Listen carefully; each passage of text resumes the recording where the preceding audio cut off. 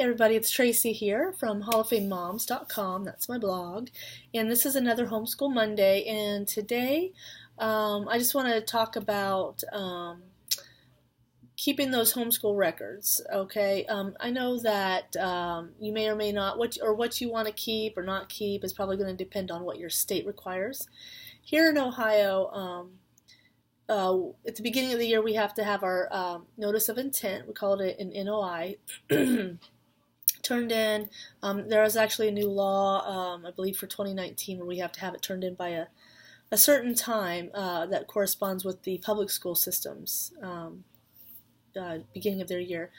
But at the end of the year, we have to either test our kids as homeschoolers, or we have to provide a sample of their work to a certified teacher and get their signature on a piece of paper that they've looked over the samples and our kids are performing at their ability or whatever it says on there. It's actually very easy. And there's a third option that is just something that you as a parent would work out with the superintendent of your area. So I don't feel like I have to, I don't have to keep, I don't really have to keep much, but I do keep stuff. I do keep some things. So I keep evidence that we did school. And what I'm going to show you is what I did in the younger years. Let's see if I think I moved something. So, but I want to show you what I did in the younger years. I actually felt inspired to do the 3-ring binders, and I kept a lot of their work. I did more than just a sample, but it was the young years, and I kept a lot of their work in that, and then I would have the certified teacher look through it. And that book actually served as a great keepsake for us to look back on for either anytime we want to. And we don't look at it right now so much, but when the kids get older, and as I was just working on doing this video, trying to get this video done, I was looking through pictures, and I was like, oh yeah, I'm going to look through it. After the video, I'm going to look through it more. But I only did this for like the first 3 or 4 years, and then another homeschool mom, I actually had a homeschool mom get together at my home, and one of the moms who had like 10 kids and been homeschooling for I don't know how long, she said something that made me think, oh, I really don't have to keep all of that. So that freed me up, I felt, as a pretty new homeschool mom, to not have to do it all the time. So I did it. I'm glad that I have some of the books, but after a while, then I just would put stuff maybe in a bag or a shoebox. Maybe it's in something, for that year, or just keep it nearby. Now, the forms, I'm going to show you something here in a few seconds or so, but now the paperwork that I do, I take copies of our NOI, and I make, what do? I keep the original. I guess I might make a copy and put it somewhere else, but I keep the original. I'd make a copy of what I give to the school. That's what I'm trying to say. I make a copy of what I give to the school, and then I have what they send to me, saying that we're marked as homeschooling, and my son won't be truant. So because by law your kids have to be in school they have to be enrolled from at least the age of 6, and then up until whatever age.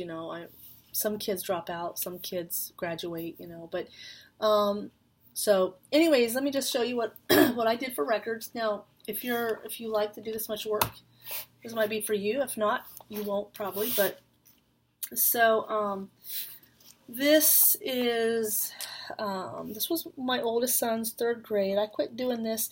Let's see, he was homeschooled from 1st grade on. My youngest son never has been to traditional school. He has always been homeschooled, and so I'll show you Brendan's first. Brendan's my oldest. So I made a nice cover here, and then really in the beginning, just some simple stuff like the activities he was in, Swim, soccer, Lego club, or Lego league was actually the junior first one. Some science courses at the library, and then what do I have here? Let me. Oh, and then this provided a place for us to keep things that he was getting certificates in, whatever they may be. This one was for Lego League, excuse me, learning to swim, something for church. And then I have the sections divided up, as you can see here. Let's get this open here. So if you can see, I broke them down into different sections. So you got like your English, spelling, history, science, Bible, different things like that. And that's where I would keep my samples. I did a lot more than samples, though. Oops. So now I used to scrapbook, and the boys both have baby books. Once I really got into the homeschooling and working from home as a blogger, the scrapbooking, the ability to really focus on scrapbooking went out the window. The closest I got to scrapbooking was little things on occasion or school-related things, making my own laminated cards or whatever, right? So, excuse me. Oh, let's see, what else do I have? Oh, okay. I'm just looking through here to see what we did. Oh, in the back is where I kept I did pictures from our field trips. Now, you know, the certified teacher doesn't really need to know about the field trips, but I thought it's part of his education, so it was nice to have all that. So like I have these just on, I think, some cardstock, construction paper, different things they did, different things they were involved in, and this part really will be the thing that we want to save. If nothing else from the book, it's going to be the pictures. Maybe a few samples of other stuff. So, and also his artwork. Let's see here. Some, the pictures that they draw, keeping those. I've even taken pictures when the kids were younger, and there was this big mirrored wall in the dining room, and I'd have all this artwork taped on the mirror. I took some pictures of that, and then I saved the picture, because you can't really, I mean, there's a lot of stuff to keep if you're going to keep everything your kids ever made, right? Anyways, so I'll just show you real quick my preschoolers at the time. And this is just a binder I got. I like that the kids could make their own picture for it. And this one for Jack, on this particular year, I had this printed out on a piece of paper. And then here's an example of like him and his artwork. I took a picture of it. And yeah, pictures of things. Got his samples of stuff. Painting that he did. Let's look here. Yeah, lots of samples. So now, these sit in our on a bookshelf, right?